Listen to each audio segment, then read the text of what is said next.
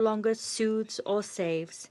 It becomes mud. It is a source of illness and a source of death. According to the World Food Programme, 100% of Gaza's population is facing acute food insecurity, and at least 470,000 people are facing famine. Approximately 71,000 children and 17,000 women require urgent treatment for malnutrition, and 1 of every 3 residents goes entire days without eating a mouthful. Paradoxically, while stores are empty, more than 116,000 metric tons of food, enough to feed 1 million people for 4 months, are patiently awaiting the green light to enter the strip. It isn't that there isn't any food available. It's that its entry is denied or hampered. When it does arrive, accessing it has become a dangerous act. On the 10th of July in Deir al-Balah, an airstrike against a feeding centre killed 15 people. These included 9 children and 4 women. They were killed while they were lining up to receive food aid. 19 more children were wounded. Unfortunately, situations such as these have become part and parcel of everyday life in Gaza, and they demand an end to the war. According to the UN Human Rights Office, since May, at least 875 people have died whilst they were trying to receive aid. In the majority of them were doing so in the areas surrounding the distribution centres operated by mechanisms alternative to those provided by the United Nations system. However well-intentioned such efforts might be, they have exposed Gazan civilians to high operational and security risks at the very moment when they come with the hope of finding respite for their hunger. Just this morning, in another tragic episode, at least 20 people died close to a distribution site following a stampede unleashed by an alleged incident. That once again underscores the fragile nature of these alternative mechanisms and the risks they pose to the civilian population. The aforementioned makes it patently clear that in addition to being unsafe, these alternative mechanisms have proven insufficient, ineffective, and in some cases even counterproductive. The future of Gaza's people cannot remain one of death, hunger, thirst, and perpetual displacement. Panama reaffirms its support for the United Nations agencies. They have proven to have the operational capacity necessary even under the most extreme conditions. Consequently, we insist that all humanitarian efforts must strengthen and not replace or substitute the already established mechanisms. We reiterate that the protection of civilians, humanitarian personnel, and United Nations facilities is an obligation under international humanitarian law. Mr. President, in a world which produces enough food for everybody, in a world which has developed technologies capable of saving lives, and in a world which has the means to make humanitarian aid arrive where it's needed, even in the midst of conflict, allowing civilians to die from hunger, thirst, or preventable disease is an unconscionable tragedy. All the more unconscionable is the fact that these victims can be children. That's when it's most unacceptable, because children are the most innocent parties in any war, and they must be protected over and above any political or military differences. Panama will continue to support all efforts to ensure that in a future, hopefully in a near future, through brave decisions and actions, manage to return to the Israeli and the Palestinian people the possibility of living in peace, security, and dignity. Thank you. Representative of Panama for the statement, and now give the floor to the representative of Somalia. Mr. President, Somalia extends its gratitude to Denmark, France, Greece, Slovenia, and the United Kingdom for calling for this urgent meeting. We also thank USG Fletcher, Director Russell, for their sobering insights on the deepening humanitarian crisis in the occupied Palestinian territory, and commend UN personnel's dedication and sacrifices under unprecedented circumstances. We are gravely alarmed by the continuing humanitarian catastrophe in Gaza, where families have been shattered, entire neighborhoods obliterated, and nearly 2 million people forcibly displaced. Gaza's health, water, and sanitation systems have collapsed under constant siege and bombardment. According to UNICEF and other agencies, children form the overwhelming percentage of those killed. Today, Gaza stands as the most dangerous place in the world to be a child. The use of starvation as a weapon of war has brought about full-scale famine in most of Gaza. Aid convoys are routinely obstructed or targeted. Over 500 Palestinians have tragically been killed while simply waiting for aid. There is no safe space in Gaza, and the population has exhausted all and its last coping mechanisms. Humanitarian operations are crippled by severe restrictions and ongoing insecurity. Somalia is particularly appalled by the deliberate targeting of humanitarian personnel. More than 340 UN staff members have died since the start of this conflict, the highest number of fatalities among UN personnel in any single conflict.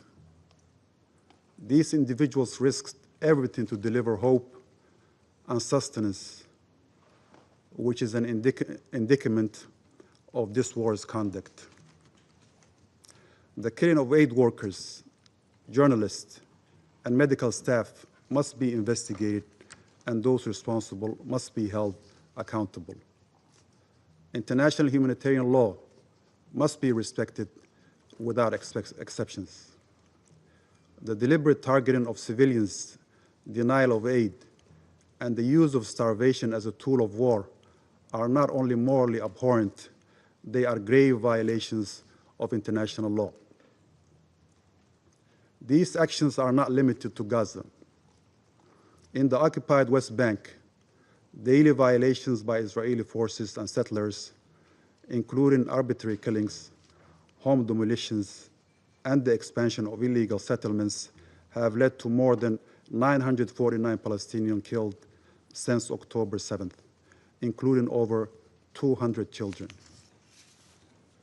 This is the highest toll since 1967 and only serves to deepen the occupation and undermine the two-state solution.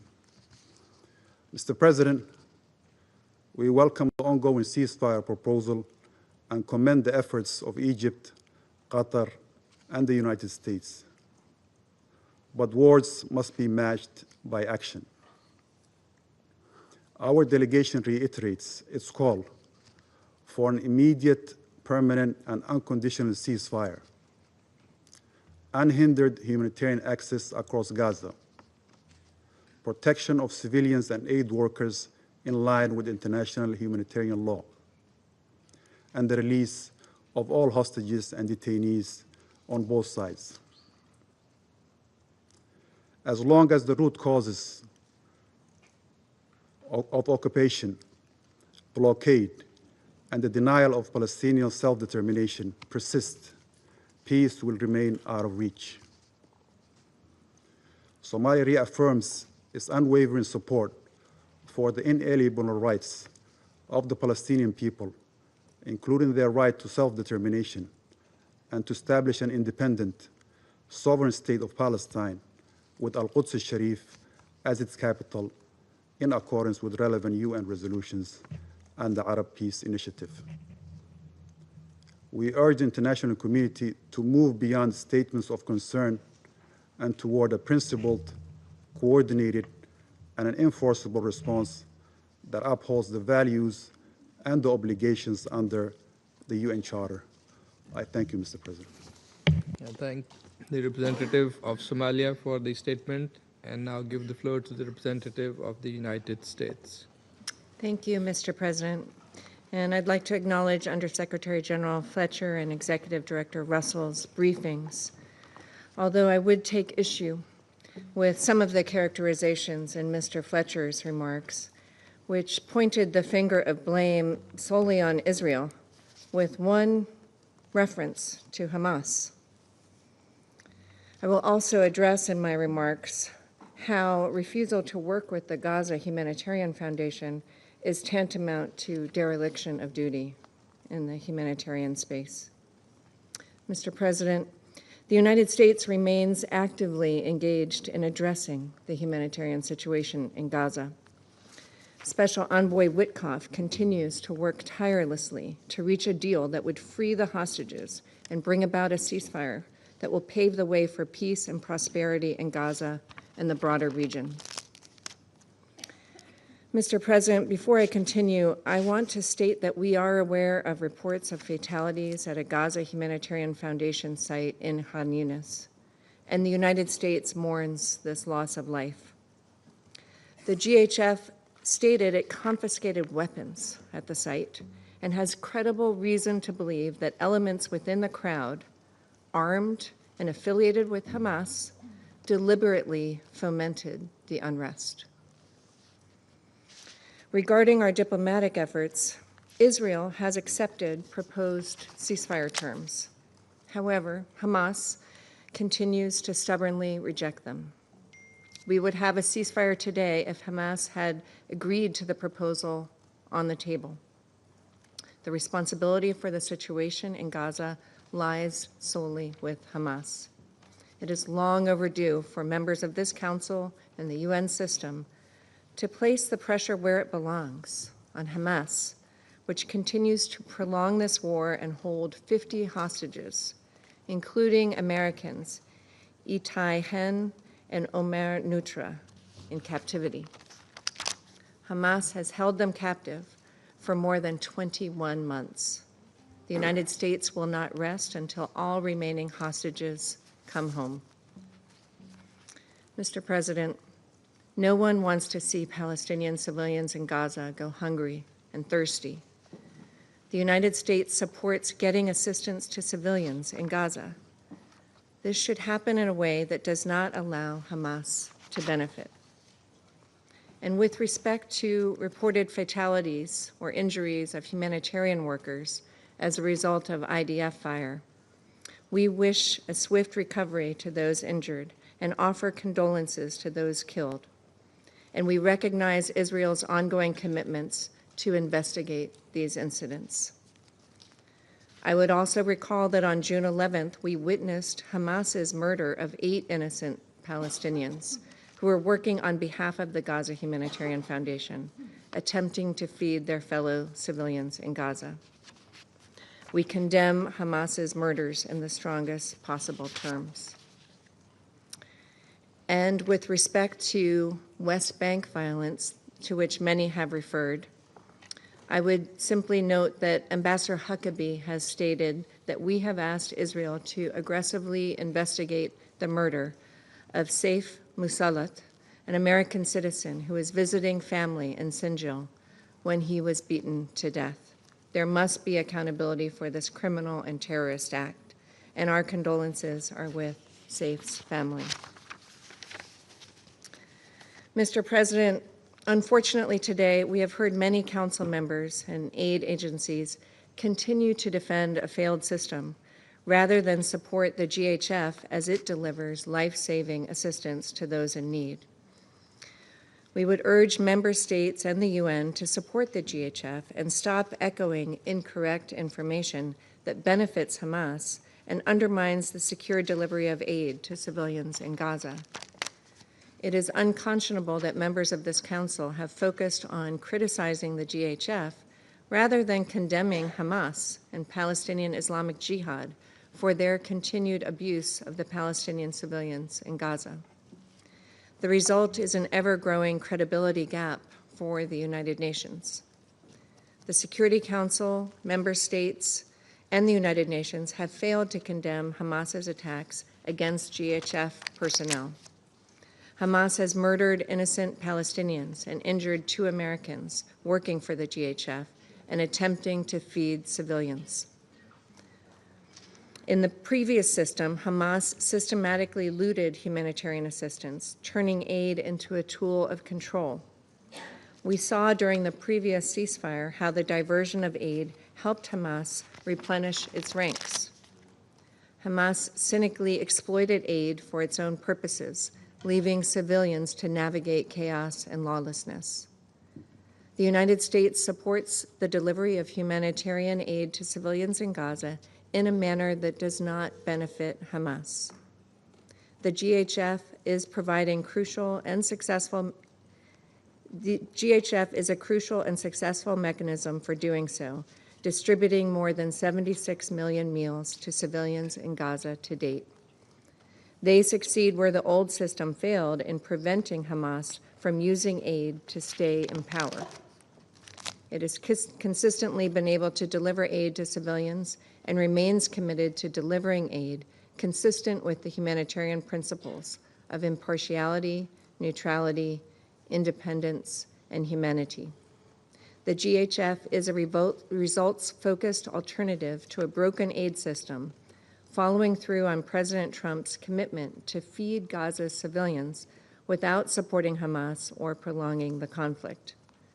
The United States supports creative solutions that securely provide aid to Palestinians in Gaza without supporting Hamas or other terrorist organizations, and welcomes the additional aid entering Gaza following the agreement between the European Union and Israel. The United States has worked with GHF to assist the foundation in scaling up and increasing its effectiveness. Mr. President, while no mechanism is perfect, this is a good one, and it is continuously getting better, and the UN should help it do so. We urge Council members to join us in supporting the work of the GHF as it delivers life-saving aid to civilians on the ground. I thank you. I thank the representative of the United States and now give the floor to the representative of Guyana. Thank you, Mr. President. Thank you for convening this meeting to receive an update on the humanitarian situation in Gaza. I also thank USG Fletcher and UNICEF Executive Director Russell for the sobering briefings and for their and their team's tireless work in providing a lifeline for Palestinians under the most challenging circumstances. The catastrophic humanitarian conditions being endured by civilians in Gaza, many of them children, continue to deteriorate rapidly. As we heard from the briefers today, the situation has worsened beyond imagination.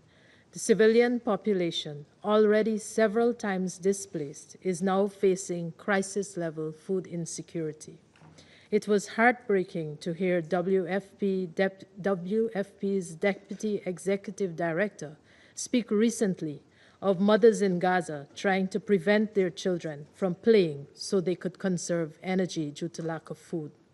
Just this week, 7 children waiting for water were among those killed in an Israeli airstrike.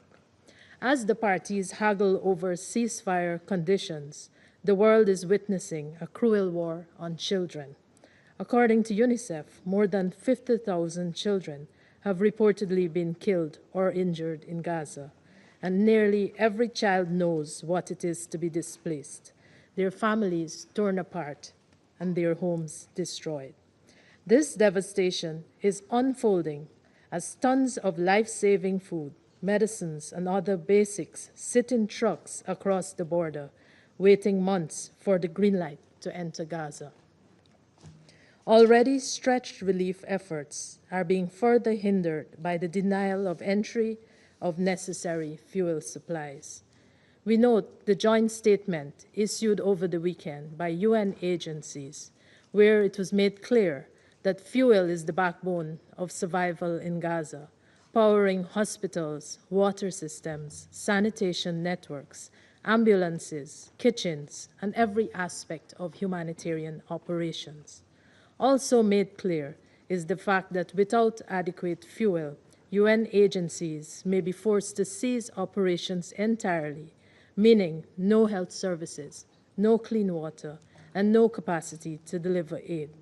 The small amounts of fuel finally being allowed into Gaza represent a tiny fraction of the hundreds of thousands of liters of fuel needed each day to sustain daily life and critical aid operations.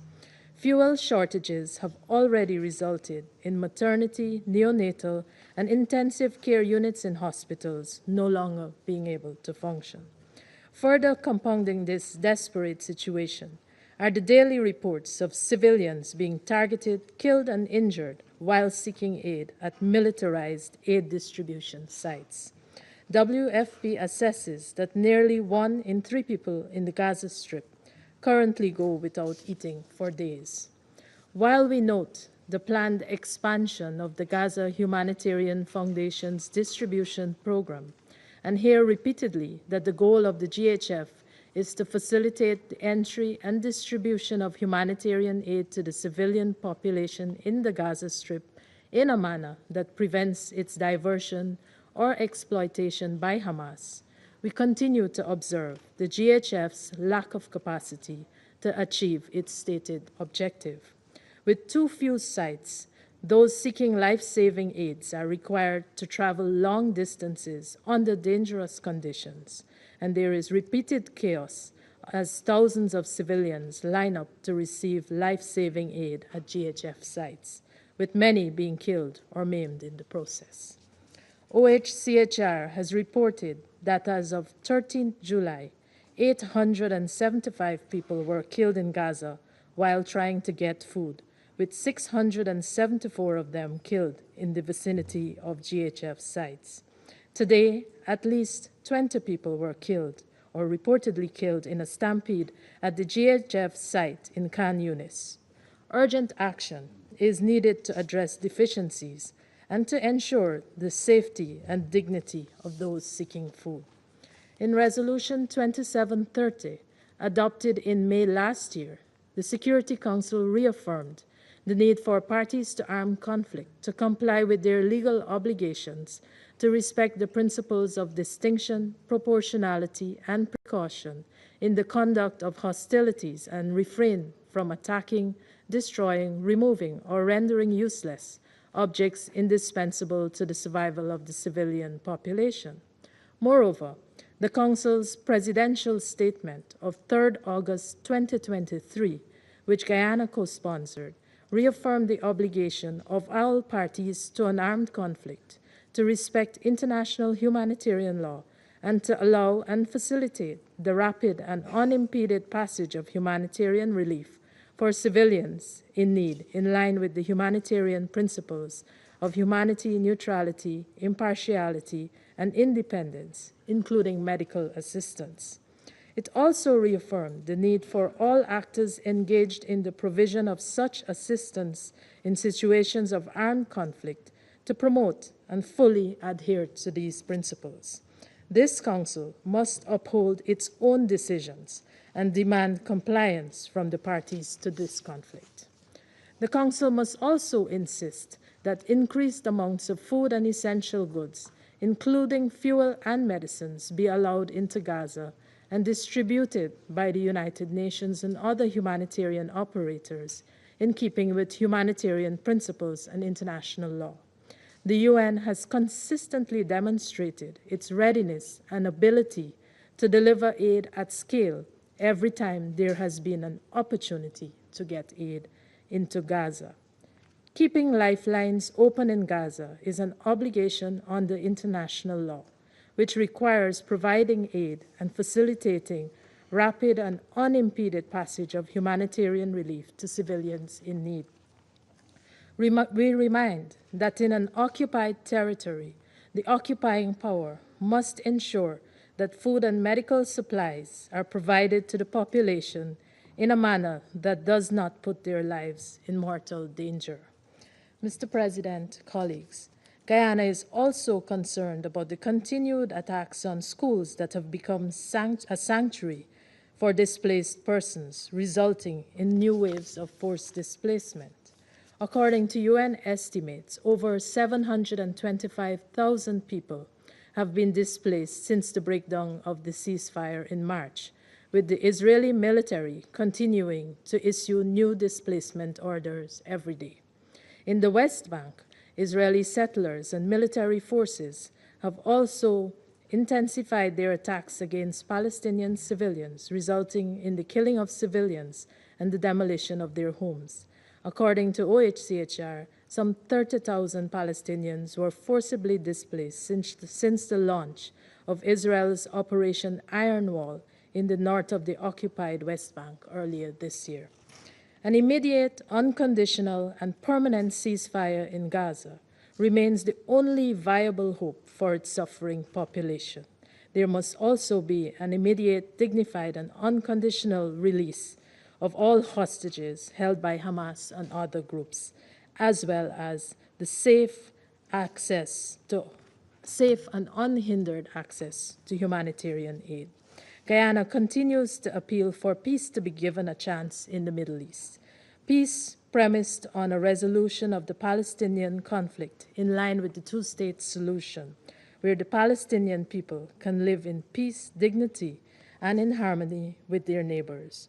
Mr. President, the Middle East deserves peace. I thank you. I thank the representative of Guyana for the statement and now give the floor to the representative of Algeria. Thank you, President. At the outset, I would like to thank Mr. Tom Fletcher, Under Secretary General for Humanitarian Affairs, and the Executive Director of UNICEF, Ms. Catherine Russell. We have heard them, and they are among the rare people committed to honesty, courage, and truth. We convey to you all our support. I would also like to thank you for the two briefings which have conveyed with painful honesty the reality in Gaza, where the only reality is death.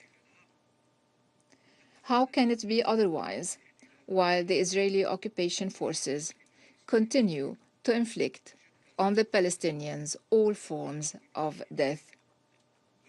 They have this illusion fed by arrogance and the madness of power that they can empty Palestine from its people, thus paving the way for a new geography where history does not recognize its indigenous people.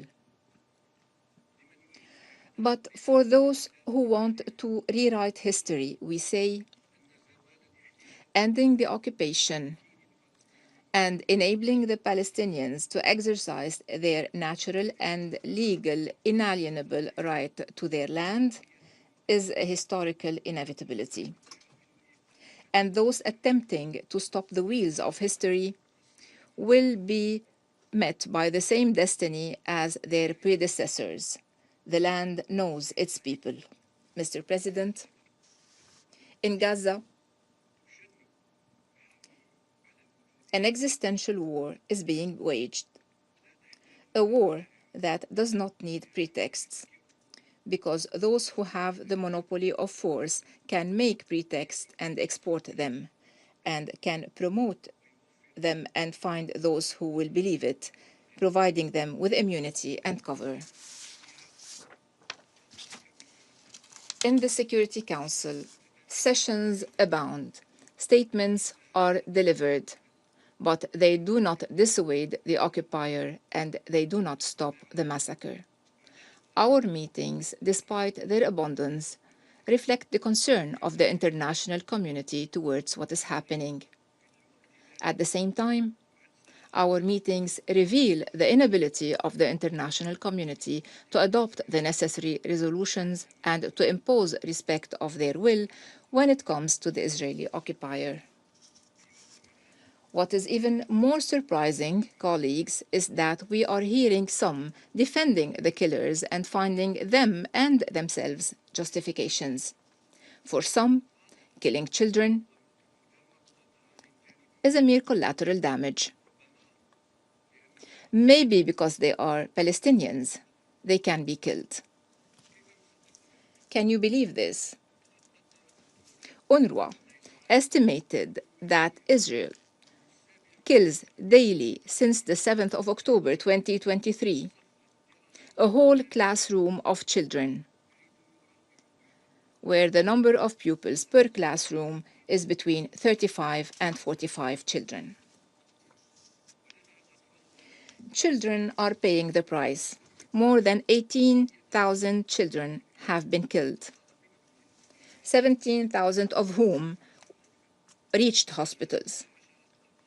10 children in the Gaza Strip are losing daily one or both legs. Whom should we believe?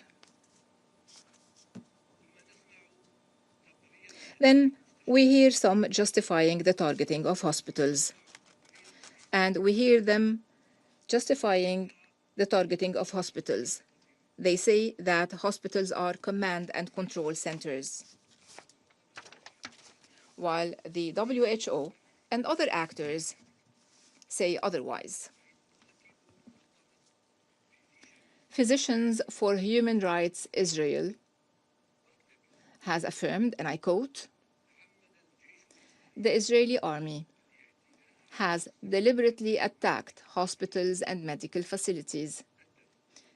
These attacks have led to a total collapse of the health system in Gaza, including the deliberate destruction of the infrastructure, an acute lack in medical equipment and essential medicine." End of quotation.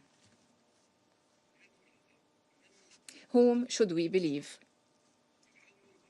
Some are trying to convince themselves and to convince us that the current aid distribution system is in line with humanitarian principles and that it is the ideal solution for the security concerns of the occupier.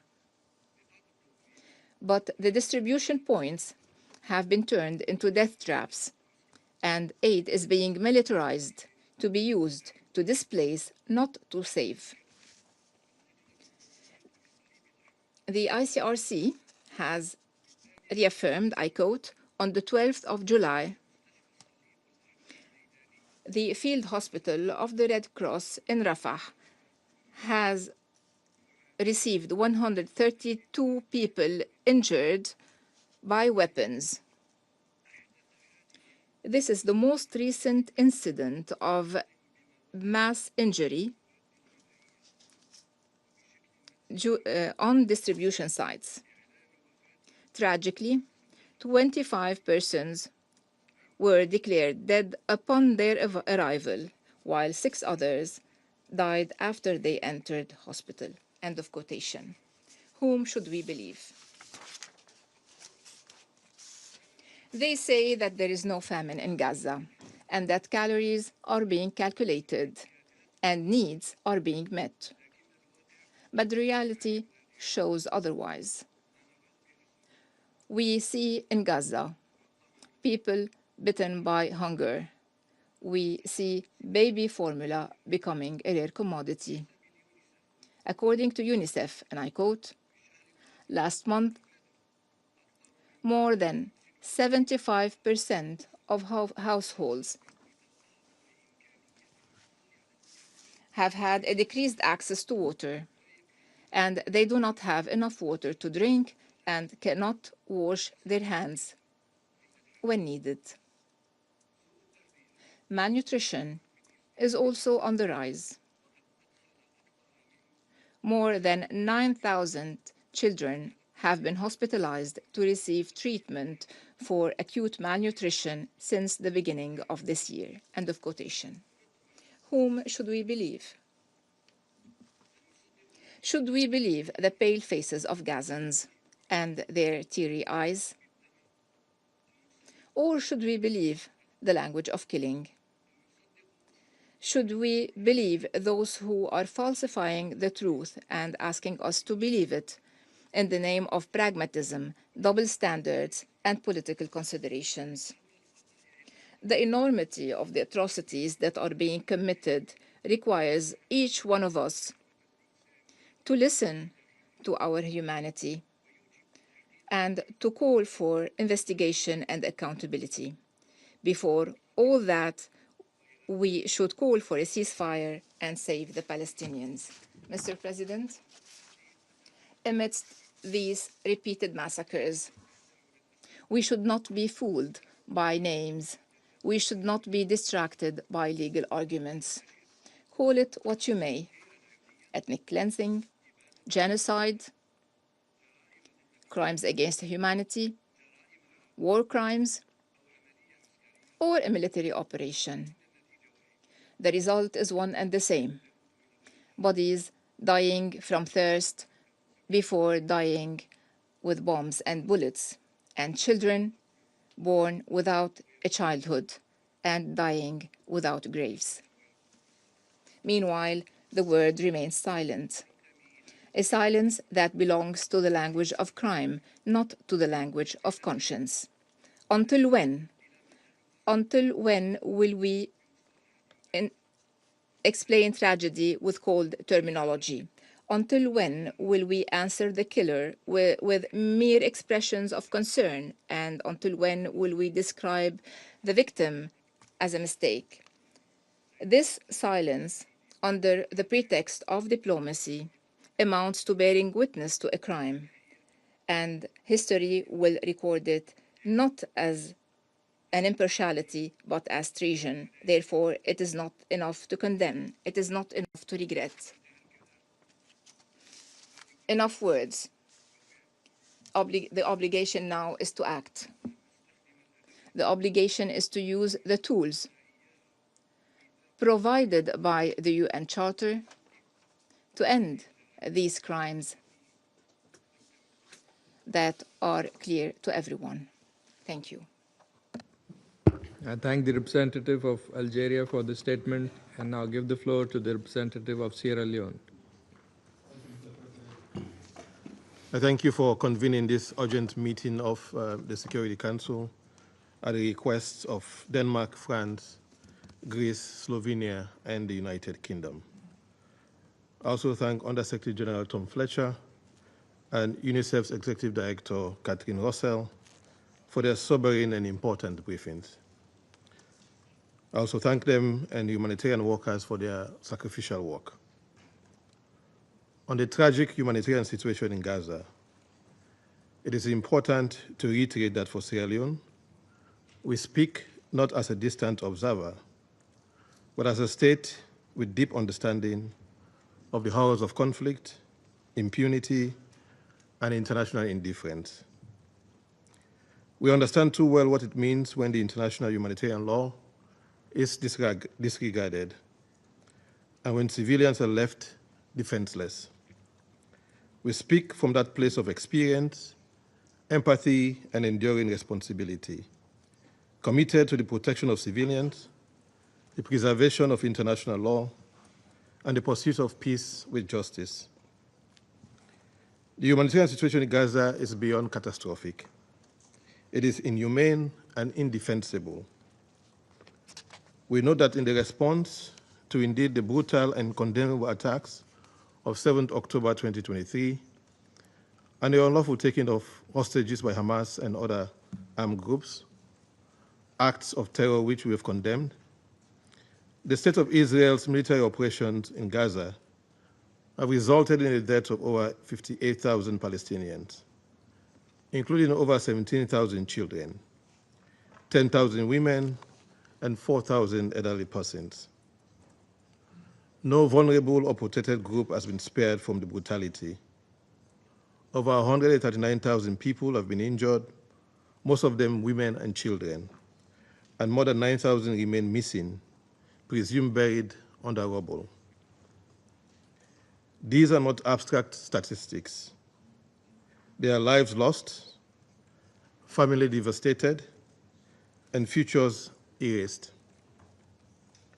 With the restrictions imposed on UN aid distribution and the commencement of food distribution by the euphemized Gaza Humanitarian Foundation in late May 2025, we continue to express grave concern over reports indicating that over 700 Palestinian civilians have been killed near aid distribution points, with over 600 of those fatalities occurring at or around GHF-operated sites. These tragic deaths resulting from stampedes, crush injuries, and the use of live ammunition by Israeli forces and contracted security personnel underscore the urgent need for the protection of humanitarian operations and the civilians they intend to serve. The rising toll is not an unfortunate side effect of conflict, nor collateral damage, but the result of deliberate policies that deprive civilians of their most basic rights. The ongoing siege, collective punishment, targeting of infrastructure, denial of humanitarian access, and the use of starvation as a method of warfare all constitute grave breaches of international humanitarian law. IHL is unambiguous. The Fourth Geneva Convention prohibits collective punishment and places obligations on occupying powers to ensure the provision of food, medical care, and essential services. Additional Protocol 1 of 1977 under Article 54 explicitly prohibits the starvation of civilians as a method of warfare. The Rome Statute of the International Criminal Court, applicable in this case, defines the intentional starvation of civilians by impeding relief supplies as a war crime. The Genocide Convention of 1948 under Article 2C defines deliberately inflicting on a group conditions of life calculated to bring about its physical destruction in whole or in part as a constituent element of genocide. These obligations are binding on the parties. The International Court of Justice, in the case of South Africa versus Israel, has issued provisional measures ordering the government of Israel to permit humanitarian assistance. These measures are also binding. They must be respected. But they have been and are being continually disregarded at best. This Council has a responsibility to ensure compliance. International jurisprudence, including from the ICTY, has affirmed that the denial of food, water, shelter, and medical care, especially when accompanied by widespread destruction and forced displacement, can constitute evidence of genocidal acts. The Appeals Chamber, dealing with the Srebrenica genocide, cited such conditions in determining genocidal intent. It bears repeating that the obligation to prevent genocide is a preemptory norm of international law and is erga omnes, owed by all states to the international community as a whole. This duty requires not only abstention from acts of genocide, but also proactive measures to prevent such crimes where there is a serious risk of their occurrence. Accordingly, a blanket refutation, consistent denial, are not a sufficient response to an erga omnes obligation. The pattern of mass civilian killings, obstruction of humanitarian aid, and the systemic targeting of life-sustaining infrastructure in Gaza must be examined within this prism. Indeed, today in Gaza, we see indicators of prolonged bombardment, the destruction of crops and wells, targeted killings of journalists and humanitarian workers, the cutting of fuel, water, and electricity supplies, and public calls by senior officials of the government of Israel for the displacement of the population. These acts, taken cumulatively, raise serious concerns about both international humanitarian law and international criminal law. Inaction, therefore, in the face of such grave breaches, undermine the collective commitment of states under the Genocide Convention and the UN Charter, and risk eroding the foundational principles of our shared humanity. Mr. President, Sierra Leone urges its Council to act decisively and without delay. We call on the members of this Council with the means to do so to act. The rules-based international order must not be sacrificed to inertia or geopolitics. We therefore call for, first, a complete cessation of hostilities and the initiation of a credible, irreversible political process leading to a permanent ceasefire. Second, the immediate and unconditional release of all hostages, including Israeli civilians held by Hamas and Palestinian detainees held without due process. Third, an immediate and unconditional lifting of the aid restrictions and restoration of full and unhindered humanitarian access. We therefore welcome the announcement of the agreement between the State of Israel and the European Union last week to expand the entry of humanitarian aid into the Gaza Strip through multiple crossings, allow for the repair of critical infrastructure, and ensure the protection of aid workers. Fourth, full compliance with the International Court of Justice provisional measures, including those mandating the facilitation of humanitarian assistance. Equally important is the implementation of all relevant resolutions of the Security Council, including 2712, 2720, and 2735. These resolutions are still valid and binding on the parties. Fifth, independent, impartial, and transparent investigations into all alleged violations of international humanitarian law and human rights law, including a call for an immediate investigation into the fatalities at GHF aid distribution sites and convoys.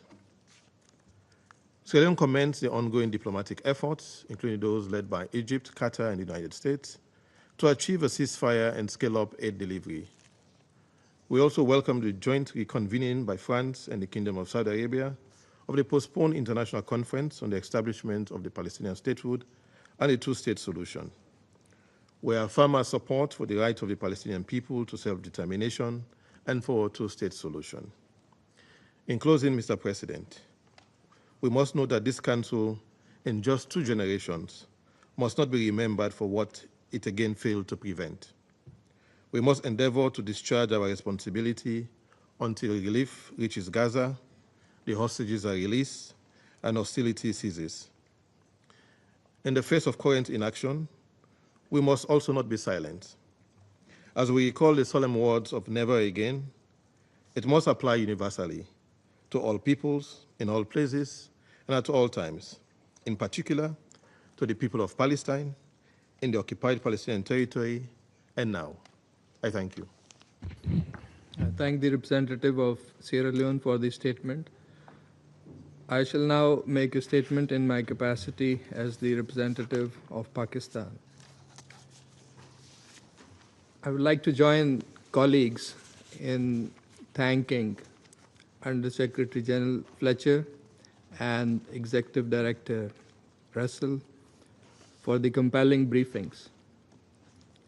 We appreciate and support your work. Certainly, to properly describe the situation was beyond vocabulary. For the situation was actually beyond belief, unimaginable in this time and age. We support your calls primarily for standing unequivocally with international law and international humanitarian law and for an immediate ceasefire in Gaza.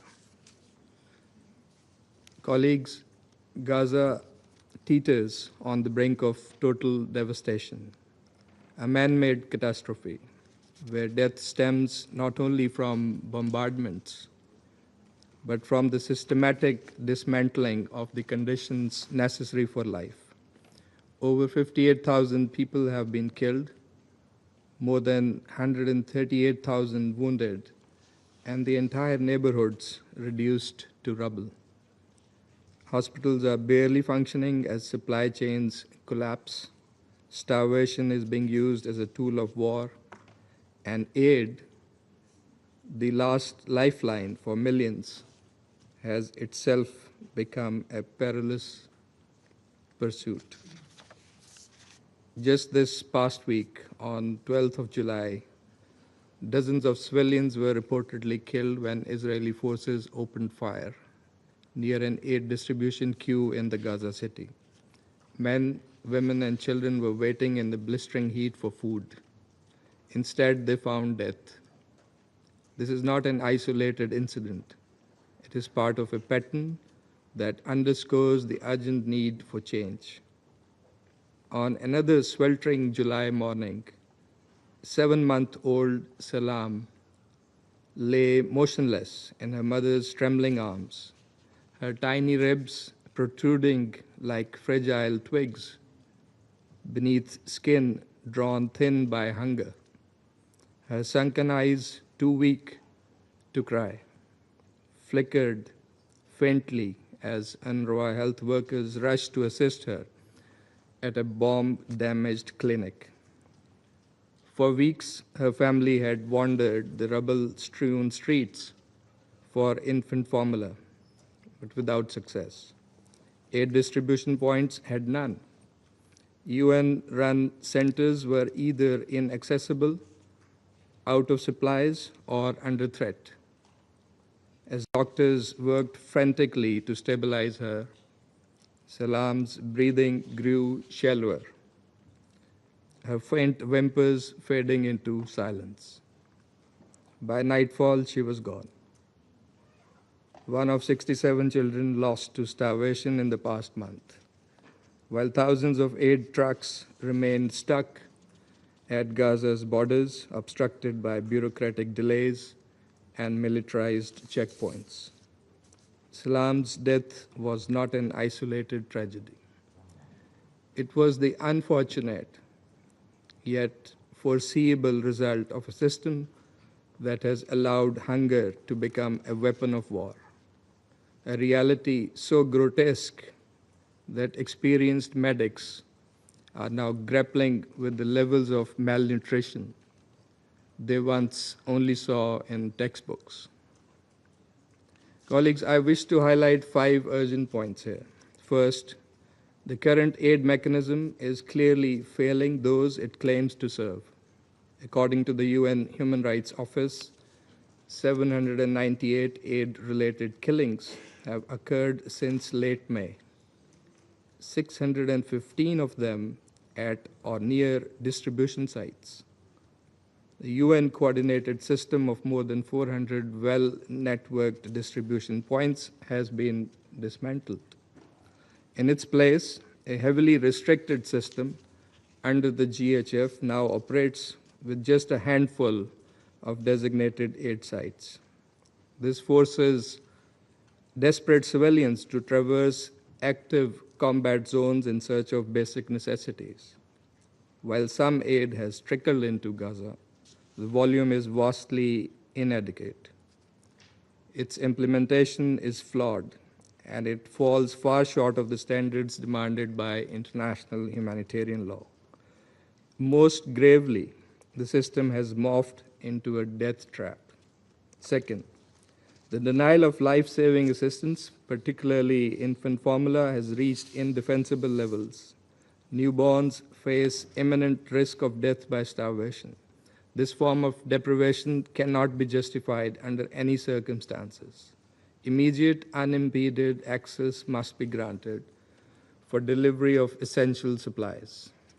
Third, Gaza is in the grip of a worsening shortage of medical supplies, shelter, and fuel. On 12th July, UN agencies issued a stark warning. Fuel reserves had reached critical lows, threatening to shut down hospitals, water and sanitation systems, telecommunications, bakeries, ambulances, and humanitarian operations. For a population of 2.1 million, this is a catastrophic tipping point. Fuel, medical aid, and shelter materials must be allowed without delay. Fourth, the current aid mechanism sets a dangerous precedent. Replacing neutral UN-led humanitarian operations with a militarized, selectively coordinated structure undermines the neutrality and impartiality that are cornerstones of humanitarian law. The consequences will reverberate beyond Gaza, endangering civilian protection in future conflicts. Fifth, and most critically, this catastrophe is not inevitable. It is the result of deliberate choices, policies, and actions of Israel, the occupying power. It can and must be reversed. The international community must act without delay. The objectives are clear and widely shared: an immediate, unconditional, and permanent ceasefire. And we appreciate the efforts that are underway to achieve that. The lifting of the blockade and restoration of full, unhindered, and impartial humanitarian access in accordance with international humanitarian law through the UN system, including UNRWA, the release of hostages and Palestinian prisoners, the unambiguous rejection of all illegal policies and actions of the occupying power, including settlement activity, any forcible displacement of Palestinians from their lands, and finally, and most fundamentally, addressing the root cause of this crisis, the prolonged Israeli occupation and the denial of Palestinian rights.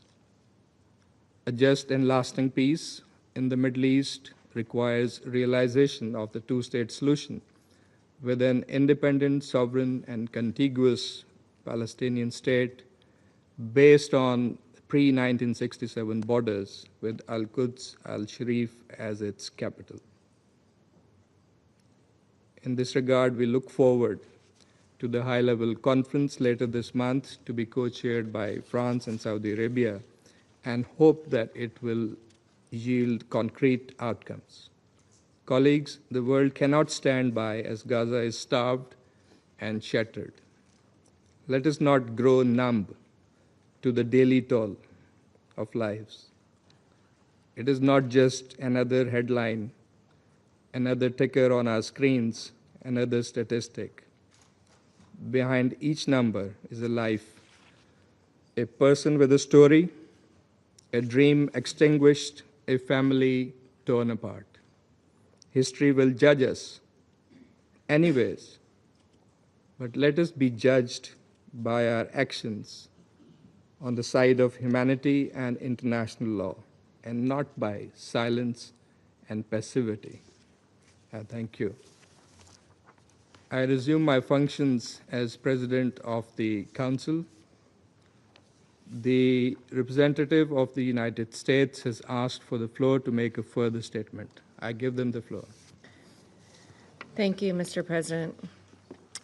A couple members made very serious allegations of genocide. Mr. President, these accusations are categorically false, and they fuel anti-Semitism around the world. America fully supports Israel's right to defend itself. Israel has taken numerous measures to limit harm to civilians and to address humanitarian needs. The loss of life in Gaza is tragic, but responsibility for this rests with Hamas, which could stop the fighting today by freeing the hostages and agreeing to a ceasefire on the terms already accepted by Israel. I thank you. The representative of the United States for the statement. I now give the floor to the representative of the observer state of Palestine. Thank you, Mr. President. More than 2 million Palestinians, half of them children, and for more than 650 days now, wake up without knowing if they will make it through the day. and go to sleep without knowing if they will wake up in the morning. Day after day after day. They spent every hour, all 15,600 hours of them, with death besieging them. For an entire generation of Palestinians, death is now much more familiar than life. 2 million people have to snatch everything out of the claws of death: food, water, shelter, time. They are being killed in the places where they are supposed to find life, killed in tents, killed while seeking food or water, killed in hospitals. Every single day has its share of tragedies. We speak of these today. 15 civilians killed, including 9 children, while waiting to receive treatment for malnutrition. 11 killed, including seven children, while queuing for water.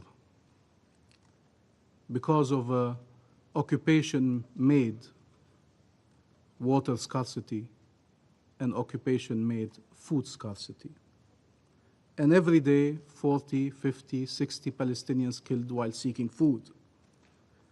We fear the world is growing accustomed to the unbearable, to the unacceptable. Imagine what it is to be a parent in Gaza. You know that any disease and any wound can be fatal for your child. You know that the family you leave to get food or water or help could be gone by the time you return. Do you take them to the hospital with the fear that they might be killed there, or keep them with you while they might die within your arms? Do you go get food and risk getting shot, or send a family member and risk losing them, or stay and risk seeing your children starve to death?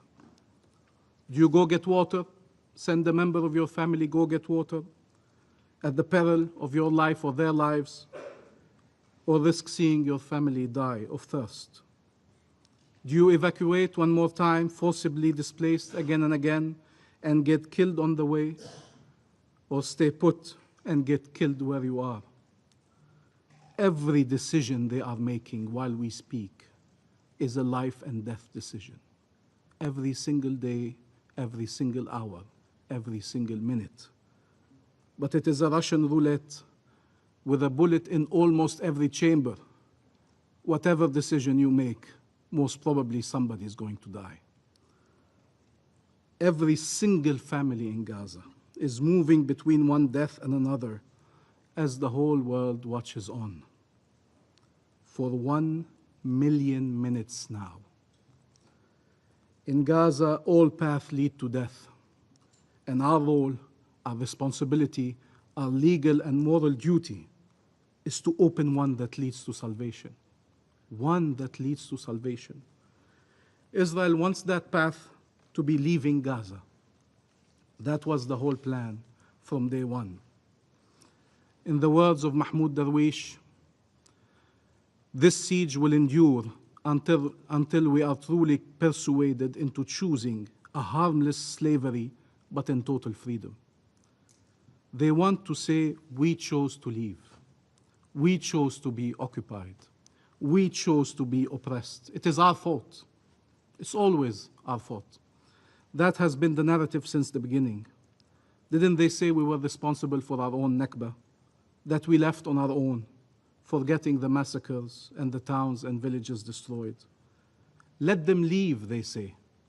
This is Israel's solution for the Palestine question, a right to further and definitive exile rather than a right of return or a right to life and liberty in our ancestral homeland. Mr. President, humanitarian assistance like international law are expressions of our recognition of the value of human life, all human life, and of the inherent dignity of each and every person. States have rights, peoples have rights, human beings have rights. But Israel does not recognize our state. It does not recognize our people. It does not recognize us as equal human beings endowed with rights. They find it outrageous that anybody can dare be outraged by the fate they have reserved to our people. Mr. President, distribution of aid is distribution of life. It is about safeguarding life. We measure our success by impact, by the lives we save. We keep discussing trucks and how many meals were distributed, and we count calories while infants are dying of malnutrition, while civilians seek food, water, shelter at the peril of their lives, while the infrastructure of life is being dismantled altogether. Aid must be delivered at scale. Aid must be delivered to all. Aid must be delivered across all of Gaza. This is non-negotiable. This shouldn't be a point of contention or debate or discussion. Israel has obligations as an occupying power to do so. We support an immediate ceasefire and the mediation efforts of Egypt, Qatar, and the United States to secure such a ceasefire. But that is not a reason, nor an excuse, nor a pretext, in the meantime, to continue killing Palestinians or to continue denying them the aid they are entitled to. Every day, a death sentence is executed against somewhere between 90 and 130 Palestinians. Their crime, the real crime they are being executed for, is being Palestinian. How is that possible? You heard Israeli leaders say there are no innocent civilians in Gaza, speak of human animals, and they are treating our people as such. What if we had said these words? There are no innocents in Israel. They support the occupation, they support the genocide, they voted for the people killing us or occupying us or subjugating us. They cheered while we were killed. That is not acceptable as a reasoning. No civilian can be killed based on what a group or a government is doing. No civilian can be held responsible for that and be killed for that. All civilians are entitled to protection, regardless of nationality, faith, or race, to be protected from being killed, from being taken hostage or arbitrarily detained, from being subjected to inhumane and degrading treatment, to torture, to forcible displacement. These are basics. These are the foundations of our international law-based order, and we still need to speak again of them because they are not being upheld. This continuous incitement and dehumanization kills and makes the most horrific plans become mainstream in Israel, including the crazy and criminal idea to ethnically cleanse the Gaza Strip. Every day, it's been 650 days, every day, 77 children are killed or maimed in Gaza. Every day, 61 children in Gaza lose a parent. Every day, 10 children lose one or both legs. Every single day. The biggest cohort of children killed and maimed, the biggest cohort of child amputees, the biggest cohort of orphans. How is that possible? Netanyahu summed it up. This is a struggle, he said, between the children of light and the children of darkness, end quote. Why should one care about the children of darkness? All children are God's creation. All children are God's children. Here they are, those Palestinian children whose light shines over the entire earth and who were subjected to darkness. Hind, who was stuck with her family in a car, and after all the adults had been killed, her cousin Layan, 15 years old, was begging the rescuers to come and save them until she was struck by multiple bullets by Israeli occupation forces. That's when the world discovered the voice of Hind, begging to be rescued. Finally, she was also killed, and the rescuers coming to help her were killed. Khalid and Reem, we did not discover them like this. They were inseparable. We discovered them only when Reem was killed. And as her grandfather was holding his 3-year-old granddaughter, kissing her as if she was still alive, calling upon her, the soul of his soul, to stay with him. A few months later, Khalid also was killed. Yusuf, the 7-year-old, the youngest of his family, the boy with the curly hair, as he will become to be known for all Palestinians and for people around the world, also killed. The family of the pediatrician, Ala Najjar, who lost 9 of her 10 children. Only Adam survived. 9 of her 10 children. Sidar, Luqman, Sadin, Rival, Ruslan, Jubran, Eve, Rakan, and Yahya, aged between 7 months and 12 years. The Arafat family, the entire family found itself under the rubble. 13 members of the family were killed, including 7 children, in an airstrike, and the Israeli forces prevented rescuers from saving them. The images of Hala, 35 years old, as she was calling to be saved from under the rubble, will remain as part of the memory, collective memory of our people. And Salam, that you evoked, Mr. President, 6 months old when she was screened for malnutrition, only to die a few days later. One image among many of our children starving. I will spare you the images of our children burning. Dunya, who lost a leg in an Israeli airstrike, where she lost also her family members, her mother, her father, her brother, and sister. And Dunya, resilient, said, I will not lose hope. I will not give up on my dreams. I will become a doctor to help people. She was killed when a tank shell struck a children's ward at Al-Nasr Hospital a few weeks later. Hur lost her leg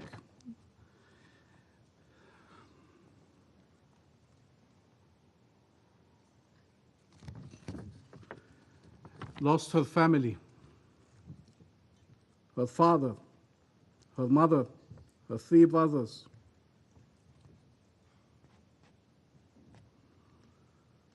Doctors had to amputate her left hand entirely and the fingers of her right hand, and she had wounds at her head and legs.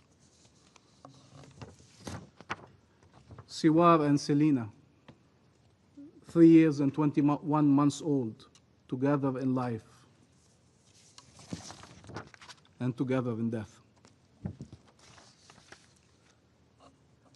This image, unfortunately tragic images, are the ones winning this World Photo Prize by Samar Abu al-Auf, a photo of Mahmoud, 9-year-old Palestinian boy whose arms were severed and mutilated during an Israeli attack on Gaza.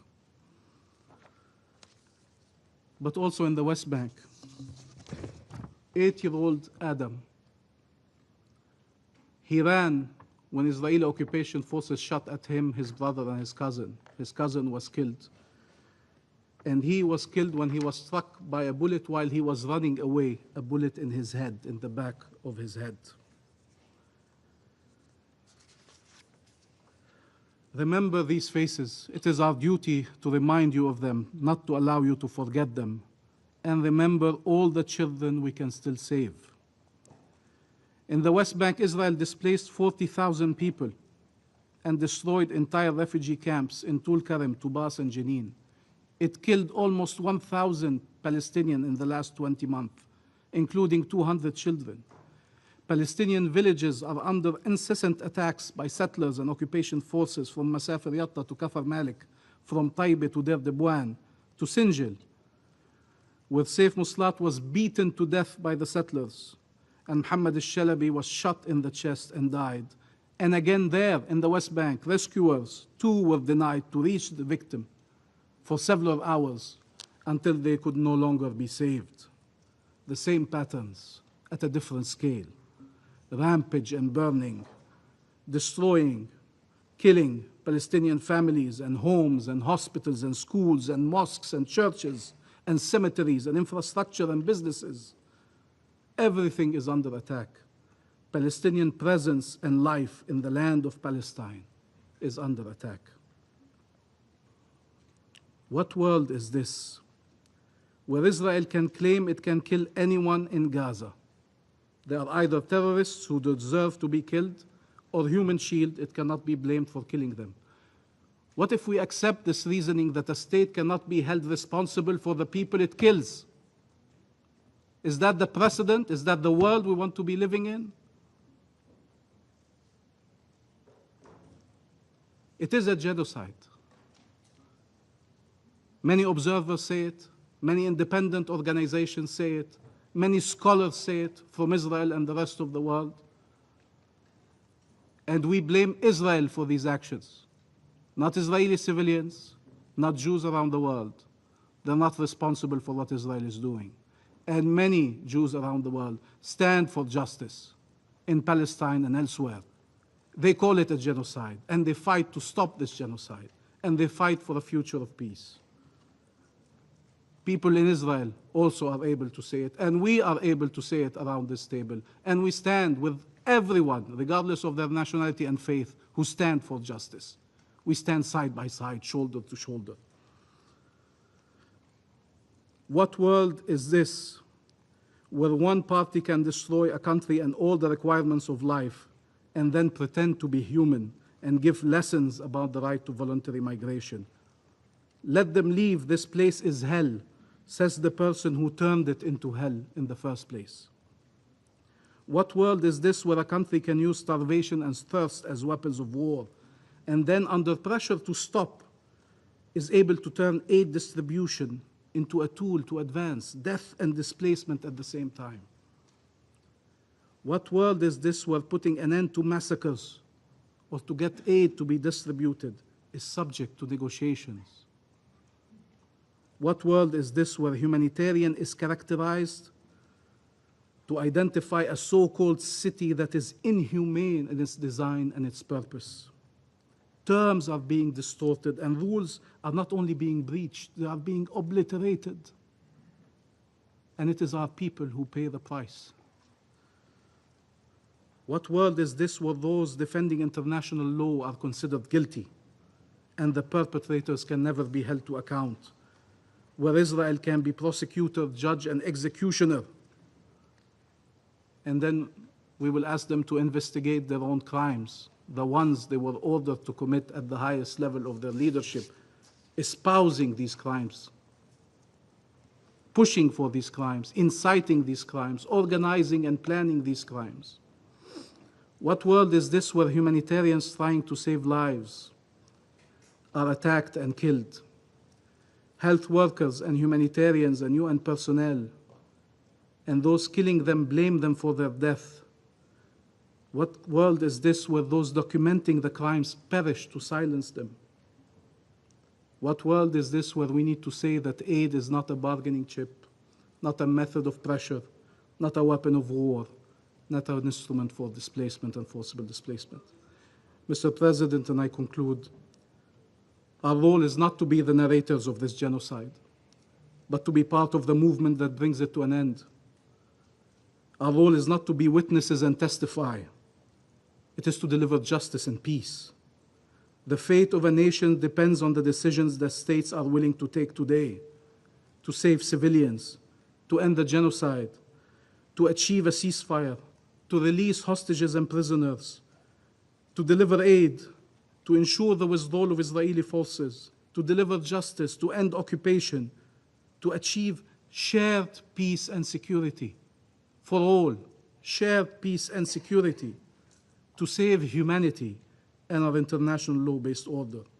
This world is doomed and damned if it continues allowing for Palestinians to be killed in this manner, to allow children to be killed in this manner.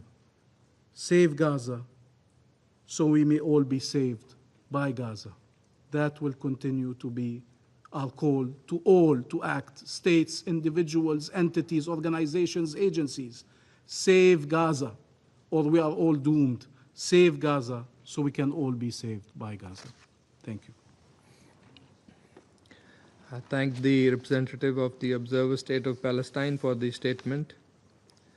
I now give the floor to the representative of Israel. Thank you, Mr. President. Before I begin my statement, I would like to comment on the two briefings we heard today. Israel is engaged with various UN agencies in good faith at the highest levels, and it is unfortunate that OCHA has continued to abandon all semblance of neutrality and impartiality in its statements and actions, despite claiming otherwise and claiming to adhere to them here today in this room. While referencing the West Bank and events that took place all the way back in May, both briefers only addressed Palestinian casualties based on information that is presented by Hamas. If it is neutrality and impartiality that our UN colleagues adhere to, why was there no mention, let alone a condemnation, of the terror attack where a 9-month pregnant woman was murdered by Palestinian terrorists and her unborn son was seconded to his wombs 15 days afterwards? Mr. President, Roni and Alma Miran are 4 and 2.5 years old. Like many kids their age, they regularly make pretend phone calls on their toy phones. But unlike most children their age, when their mother, Lishai, asks them who they're speaking to, their answer carries a deep pain. The answer is always the same: Abba, Dad. They ask, "Where are you, Daddy? Are they letting you return to us?" They hug and kiss his photo, not able to physically do so for 21 months.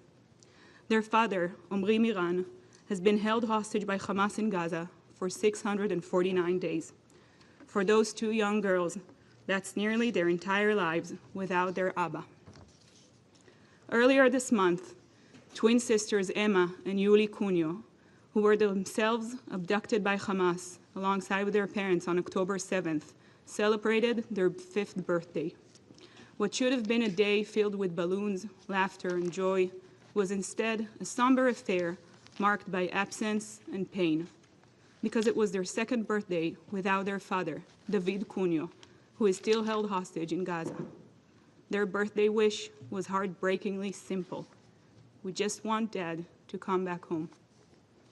These are not isolated tragedies. These are not statistics. These are shattered families suffering each day in suspended agony. These are innocent civilians held by terrorists, a horror the world must never normalize, a horror that Israel will not accept.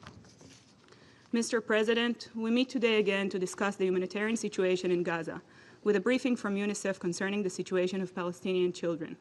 Yes, the suffering of Palestinian children and the suffering of children anywhere demands our attention. Yet the glaring silence of this Council about Israeli children, about hostages, murdered toddlers like the Bibas boys, on traumatized survivors who will never see their parents again, on children running for shelter as Iranian missiles rain down on civilian population centers, is more than a technical omission. It is a moral failure. Scores of Israeli children were mutilated, tortured, and murdered on October 7th. Innocent lives cut short by the barbarity of Hamas terrorists. These children were victims of an evil that this Council seems unwilling to address or condemn: Hamas. Instead, we're presented with a narrative that forces Israel into a defendant's chair, while Hamas, the very cause of this conflict and the very instigator of suffering of Israelis, but also of Palestinians, goes unmentioned, unchallenged, and immune to condemnation. Some in this Council seem to forget what caused the humanitarian situation in Gaza.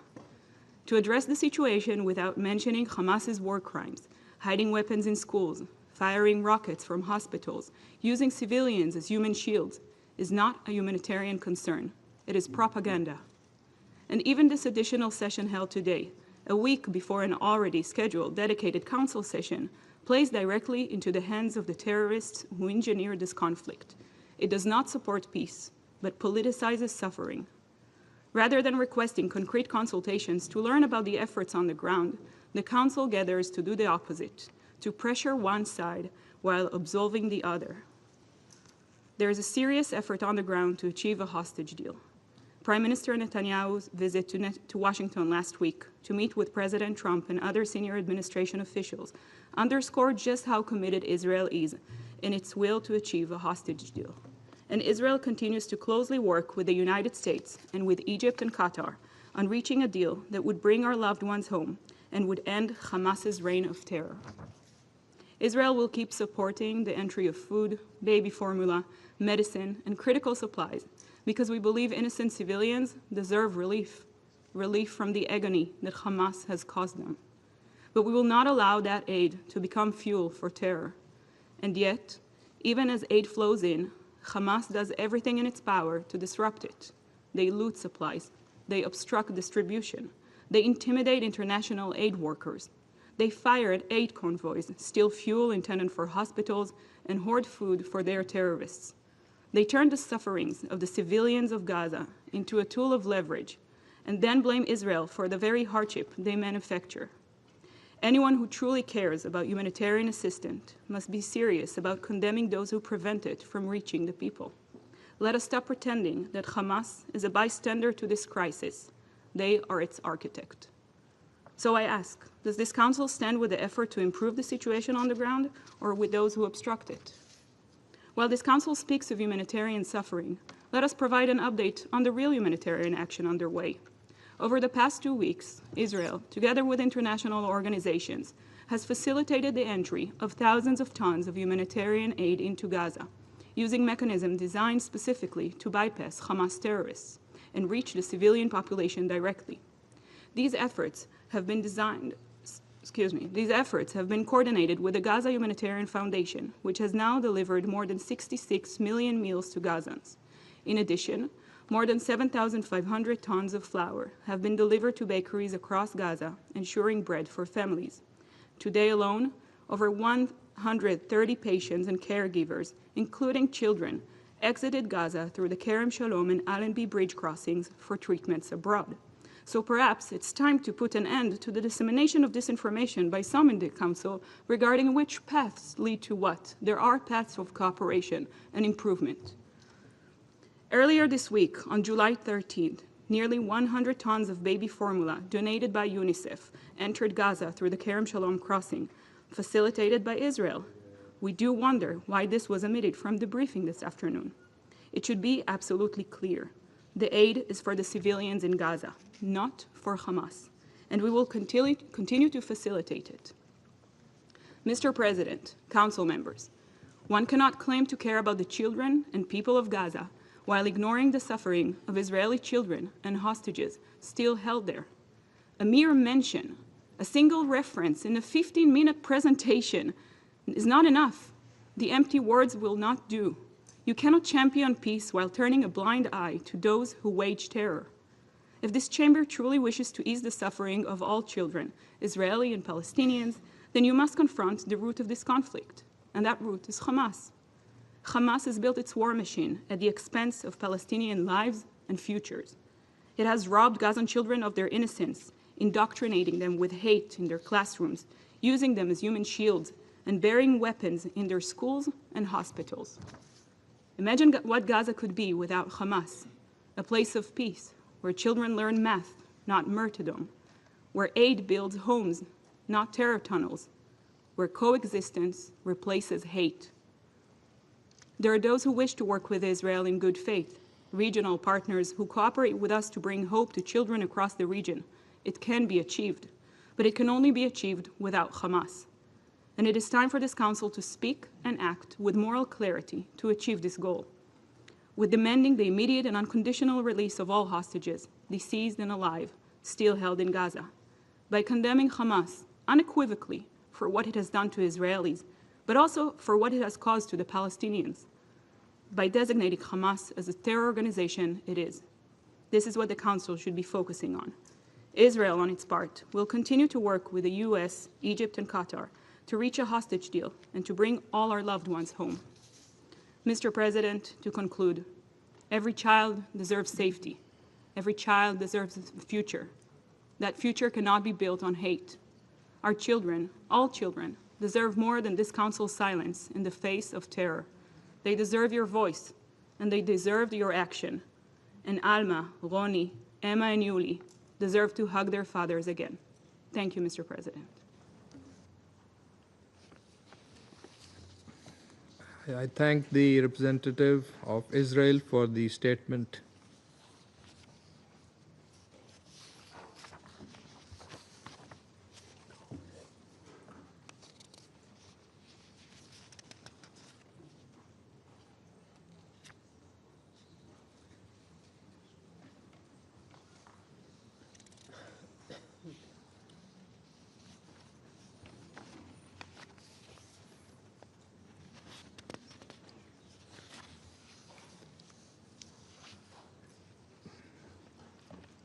I now give the floor to His Excellency, Mr. Hakan Fidan, Minister for Foreign Affairs of Turkey. Thank you, Mr. President. As we gather in this hall today, the genocidal war of Israel against Palestinian people continues unabated. Over 2 million people are enduring unspeakable suffering in the Gaza Strip. Mass displacement and widespread destruction continue. Deliberate obstruction of humanitarian aid is a daily occurrence. Civilians are being indiscriminately killed at aid distribution points as they try to access food and water. Starvation is used as a weapon of war. There is no single principle of international humanitarian law that is not violated by Israel. No need to mince our words. Let us face the stark reality as it is. 80 years later, the world has been once again witnessing concentration camps. A campaign of extermination is ongoing against a whole population. It doesn't make any difference whether you are a child trying to fetch water for your family or a mother seeking food for your children. You are the target of the Israeli war machine. This is a machine fed by hate, and this is a machine fed by impunity. This is only possible because some of us choose to look away even in the face of extreme suffering. This cannot continue. Mr. President, there has been no safe access to humanitarian aid in Gaza for more than 4 months now. The only effective means of delivering aid is through the United Nations. Alternative models compromise the impartiality and dignity of aid delivery. Aid must be delivered promptly, adequately, and without obstruction through all available crossings in full accordance with international humanitarian law and in coordination with the United Nations. The core humanitarian principle of humanity, neutrality, impartiality, and independence must be upheld. Mr. President, to achieve exactly that, from the outset, we have called upon the international community to take urgent action to prevent the spread of war. Israel is trying to implement a strategy of aggression, not only in Palestine, but also in Lebanon, Syria, and Iran. There is a clear pattern here. If left unchecked, this pattern risks wider destabilization. This is exactly what's going on in Syria. Israeli aggression is threatening the fragile peace that Syrian people paid a high price to reach. These attacks are deepening the ethnic fault lines across the region. It should be clear to all of us by now, Israel doesn't want peace, Israel doesn't want stability. We should collectively make sure that Syria doesn't fall into a spiral of violence. The stakes are very high. The ensuing instability will affect the whole region and beyond. Mr. President, the recognition of the legitimate rights of Palestinian people and the establishment of an independent state of Palestine remain essential for lasting peace in the Middle East. That is why we will continue to work towards increasing the international recognition of the state of Palestine and securing full Palestinian membership to the United Nations. Mr. President, one fact is clear beyond any doubt. The UN Security Council not only failed the people of Gaza, it failed human dignity. It failed the very values and principles that the United Nations is founded upon. The crisis in Gaza has passed the point of being a humanitarian emergency. This is now a profound test of our collective humanity. We either pass this test together or fail as a whole. What needs to be done is crystal clear. Stop the Israeli war machine, stop impunity, immediate and sustained ceasefire now, unhindered humanitarian aid now, a renewed and urgent commitment to the two-state solution now. Thank you, Mr. President. I thank His Excellency, Mr. Fidan, for the statement. I now give the floor to His Excellency, Mr. Stavros Lambrinidis, Head of the Delegation of the European Union to the UN. Thank you, Mr. President. The European Union deplores the dire humanitarian situation in Gaza, the unacceptable number of civilian casualties, and the levels of starvation. The EU recalls the imperative of ensuring the protection of all civilians, including humanitarian workers, at all times, as well as of civilian infrastructure, including medical facilities and schools, as well as UN premises. Mr. President, the European Union calls on Israel to fully lift its blockade on Gaza, to allow immediate, unimpeded, safe and predictable access and sustained distribution of humanitarian assistance at scale into and throughout Gaza, and to enable the UN and its agencies and humanitarian organizations to work independently and impartially to save lives and reduce suffering.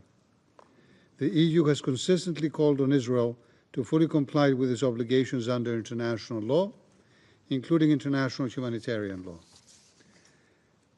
After a meeting of the EU Council of Ministers in June, the EU High Representative, Kaja Kallas, entered into a dialogue with Israeli authorities on the humanitarian situation.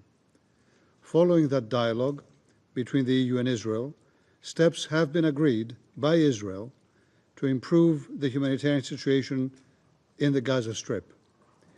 These expected steps include, among other things, the substantial increase of daily trucks for food and non-food items to enter Gaza, the opening of several other crossing points in both the northern and southern areas, the reopening of the Jordanian and Egyptian aid routes, enabling the distribution of food supplies through bakeries and public kitchens throughout the Gaza Strip, the resumption of fuel deliveries for use by humanitarian facilities up to an operational level, the protection of aid workers, the repair and facilitation of works on vital infrastructure, like the resumption of the power supply to the water desalination facility.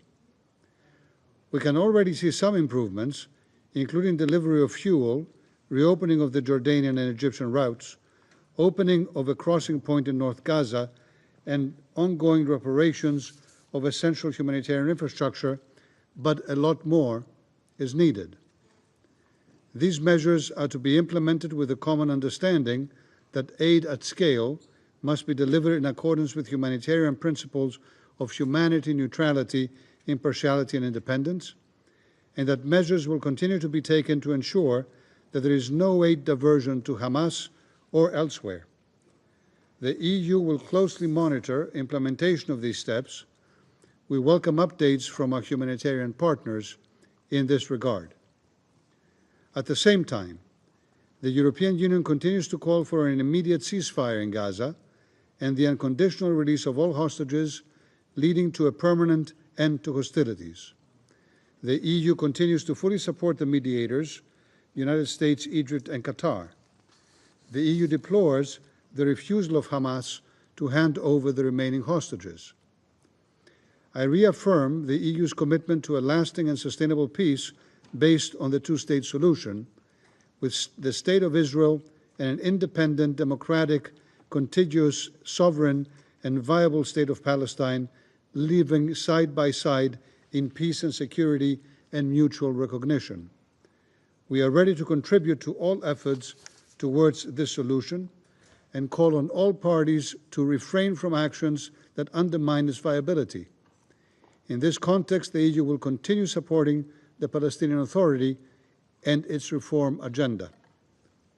President, in this context as well, we look forward to the high-level international conference for the peaceful settlement of the question of Palestine and the implementation of a two-state solution, co-chaired by France and Saudi Arabia from 28 to 30 of July. Thank you. I thank Mr. Lambrinidis for the statement. There are no more names inscribed on the list of speakers. I now invite Council members to informal consultations to continue our discussion on the subject. The meeting is adjourned.